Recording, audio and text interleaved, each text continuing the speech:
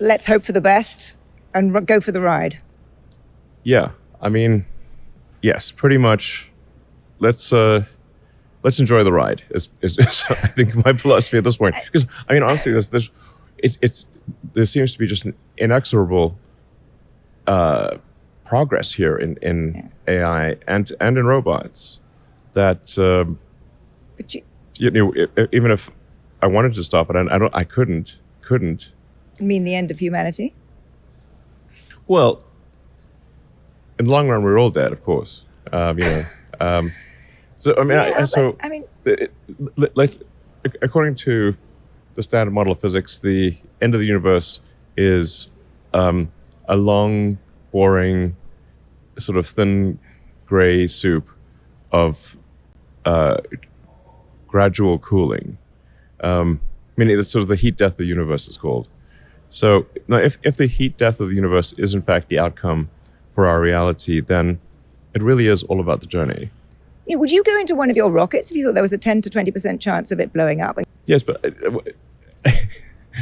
let's say you can't do anything about it. I guess the only thing we can try to do is minimize the probability of the bad outcome. But trying to stop the intelligence in robots, I mean, for the longest time, I declined to participate in AI, or was created OpenAI as essentially a counterweight to Google, because at the time they had more or less a monopoly on AI. In creating OpenAI and then having Anthropic spin out of that, and now currently Anthropic's the leader in AI. I mean, these actions have actually resulted in knock-on effects that accelerated AI, which wasn't really my intention.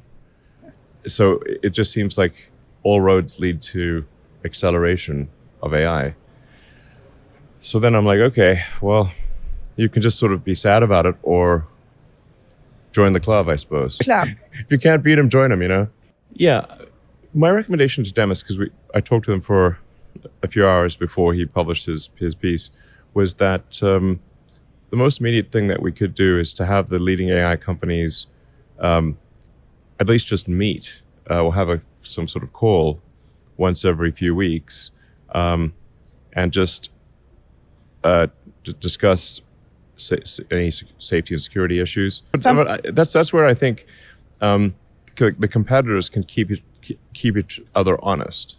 So meaning like if I think it's quite difficult for someone in the government who doesn't have a deep technical understanding and isn't driving the frontier of AI to know whether something should be released or not.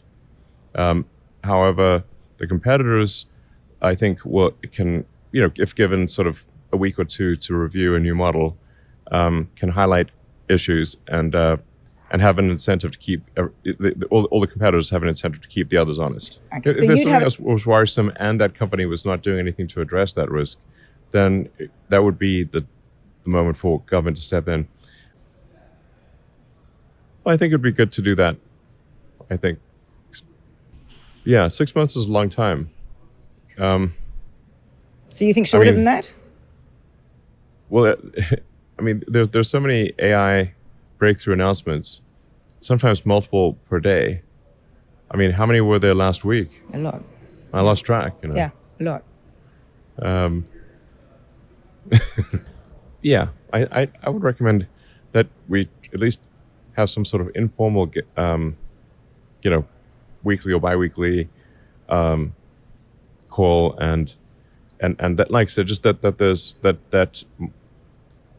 there's maybe a week or 2 weeks of early access by competitors, and this is why I think the incentives work, is because if competing companies, I think, are likely to understand if something is a security risk, and they're not going to be shy about highlighting that their competitors' models should be delayed in release. Yes, well, I'm not a fan of Sam Altman, because if you started a nonprofit that was meant to be an open source AI company and owned by the world, and it somehow got turned into an $800 billion for-profit company, with closed source, I think you'd be like, well, wait a second, that's the exact opposite of what I donated the money for. That's my issue. I think it's a legitimate one. And then Dario, I think, also is not a fan of Sam Altman because he felt, in fact, the reason the Anthropic team left OpenAI is because they didn't trust Sam Altman. Otherwise, Anthropic wouldn't exist. They would still be at OpenAI. I think Dario is a very principled person. He cares about things a lot. Cares about the future of the world. And I think everyone I've met at Anthropic so far has been, I'm like, no one set off my evil detector. You know, they always seem like they're well-intentioned. And the road to hell is, I think, mostly paved with bad intentions. There are a few well-intentioned paving stones in there, so we don't want to be complacent.